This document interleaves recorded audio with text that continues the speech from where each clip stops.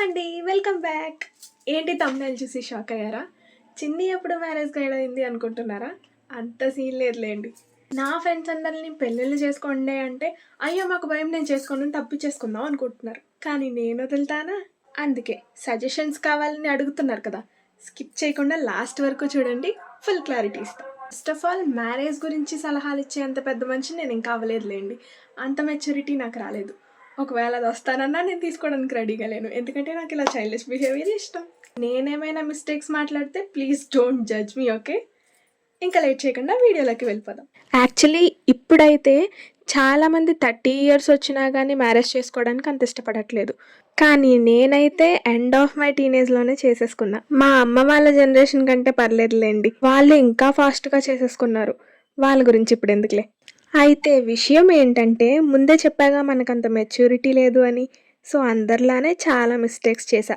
But ఆ mistakes నుంచి నేను కూడా ఏదో ఒకటి నేర్చుకునే ఉంటాగా. సో ఆ ఎక్స్పీరియన్స్తోనే కొన్ని విషయాలు చెప్తా. కొన్ని అని ఎందుకు అన్నానంటే, మ్యారేజ్ గురించి ఎక్కువసేపు మాట్లాడుకున్నా వేస్టే కాబట్టి. ఫస్ట్ వన్, పెళ్లి గురించి భయపడడం రాంగ్ కాదు. జనరల్గానే అమ్మాయిలకి పెళ్ళంటే భయం వేస్తుంది. బట్ ఇప్పుడు అబ్బాయిలు కూడా భయపడుతున్నారు, ఎందుకో మీకు కూడా తెలుసు కదా. సో ఎవరో ఒకళ్ళు భయపడితే చాలండి, ఇద్దరు ఎందుకు భయపడ్డం? So girls just relax. పెళ్ళంటే భయపడుతున్నారంటే మీరు వీక్ అని కాదు. అసలు భయం ఎందుకు వేస్తుందంటే, పెళ్ళయ్యాక లైఫ్ ఎలా ఉంటుందో మనకి కంప్లీట్గా తెలియదు కాబట్టి. New person, new family, responsibilities అన్నీ ఉంటాయి. సో టెన్షన్ ఆర్ ఫియర్ రావచ్చు. సో ఫియర్ ఉంది కాబట్టి పెళ్లి చేసుకోవద్దు అని డిసైడ్ అవ్వకుండా ఫస్ట్ ఆ ఫియర్ ఎందుకు వస్తుందో అండర్స్టాండ్ చేసుకోండి. సెకండ్ వన్, పెళ్ళయ్యాక మన ఐడెంటిటీ, ఇష్టాలు చేంజ్ చేసుకోవాలి అని భయం. ఇన్ఫ్యాక్ట్ ఇక్కడే మనం పప్పులో కాలేస్తాం. మన మెంటాలిటీ, పర్సనాలిటీ అన్నీ ఇవి అని మన పార్ట్నర్కి పెళ్ళికి ముందే అర్థమయ్యేలా జెన్యూన్గా చెప్పాలి.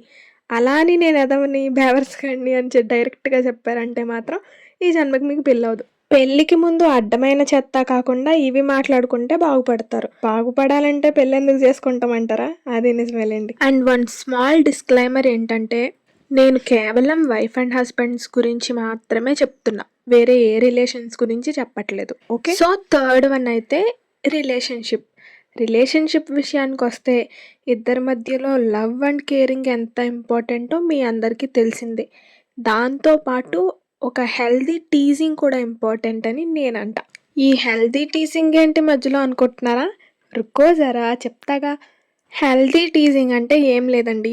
ఫర్ ఎగ్జాంపుల్, మా రిలేటివ్స్లోనే ఒక కపుల్ ఉన్నారు.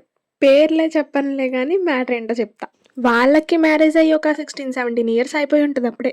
కానీ ఇప్పటికీ న్యూ కపుల్స్ లానే ఉంటారు. సీక్రెట్ ఏంటా అని నేను అబ్జర్వ్ చేస్తే నాకు ఒక విషయం అర్థమైంది. ఒకళ్ళని ఒకళ్ళు నవ్వుకుంటూ ఏదో ఒకటి అనుకుంటూ ఉంటారు. ఓన్లీ ఒకళ్ళే కాదు, ఇద్దరు అలానే ఉంటారు. బట్ నవ్వుకుంటూ. ఎందుకు ఇది ఎంత స్ట్రెస్ చేసి చెప్తున్నానో అర్థమైందా? మీకు అర్థమయ్యేలా చెప్పాలంటే, ఫస్ట్ వన్, ఫేషియల్ ఎక్స్ప్రెషన్స్ చాలా ఇంపార్టెంట్. ఏమైనా అంటున్నప్పుడు మన ఫేషియల్ ఎక్స్ప్రెషన్స్ బట్టి వాళ్ళ మనసులో ఏమనుకుంటున్నారో, పైకి ఏమనుకుంటున్నారో తెలిసిపోతుంది.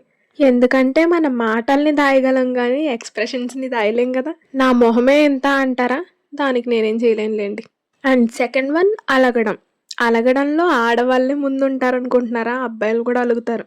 ఏమైనా అన్నప్పుడు అలగడం అనేది డెఫినెట్గా కామన్.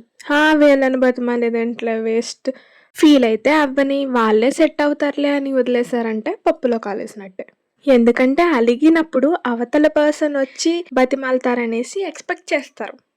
ఆ చిన్న ఎఫర్ట్ పెట్టడానికి బద్దకించారనుకో, ముందన్నవన్నీ సరదాకి కాదేమో నిజంగా అన్నారేమో అని ఒక డౌట్ క్రియేట్ అవుతుంది. అప్పుడు ఆ టీజింగ్ కాస్త ఈవ్ టీజింగ్ అవుతుంది. సో దీంట్లో చాలా జాగ్రత్తగా ఉండాలి, ఎందుకంటే మిస్అండర్స్టాండింగ్స్ వచ్చే ఛాన్సెస్ ఉంటాయి కాబట్టి. ఈ మిస్అండర్స్టాండింగ్ గురించి అండర్స్టాండ్ చేసుకోవాలంటే నేనే ముందుంటాను, ఎందుకంటే అస్తమాను నేనే మిస్అండర్స్టాండ్ చేసుకుంటాను కాబట్టి. అండ్ మోస్ట్ ఇంపార్టెంట్ థింగ్ ఏంటంటే, అందరూ గుర్తుపెట్టుకోండి, నెవర్ డూ బాడీ షేమింగ్. పొట్టిగా ఉన్నావు, బక్కగా ఉన్నావు, నల్లగా ఉన్నావు, ఇలాంటి వర్డ్స్ దయచేసి ఎవరిని అనకండి.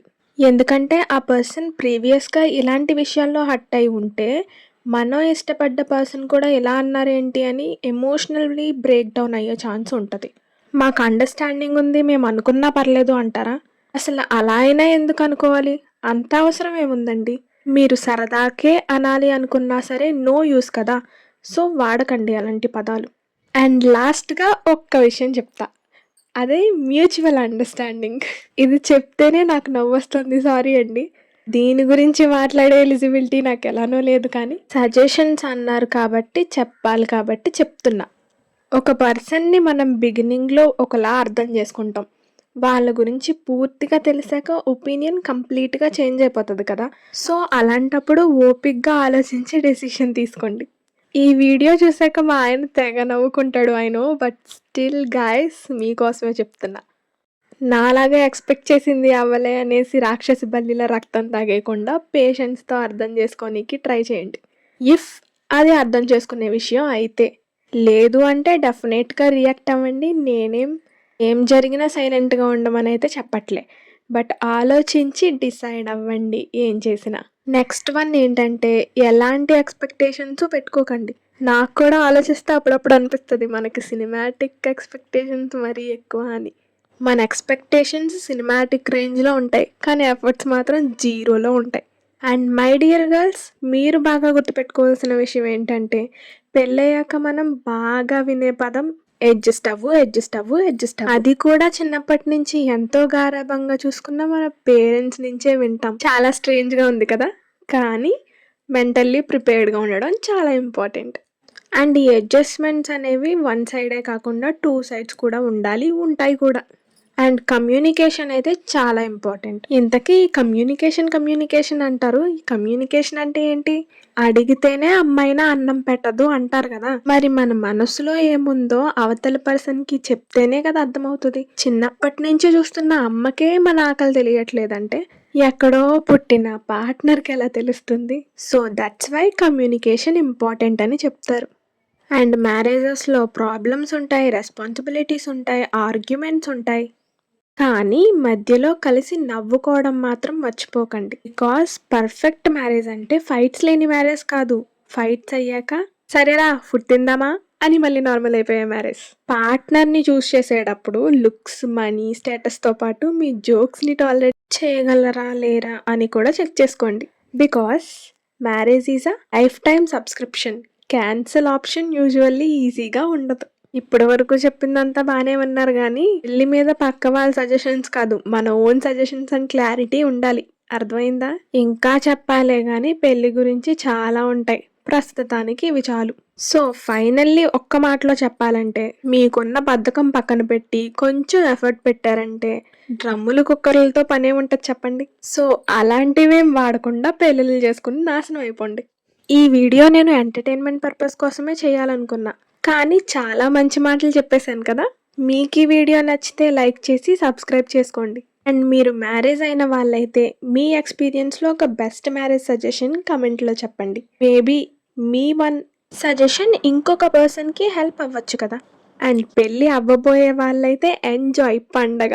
నెక్స్ట్ ఏం వీడియో కావాలో కమెంట్ చేయండి.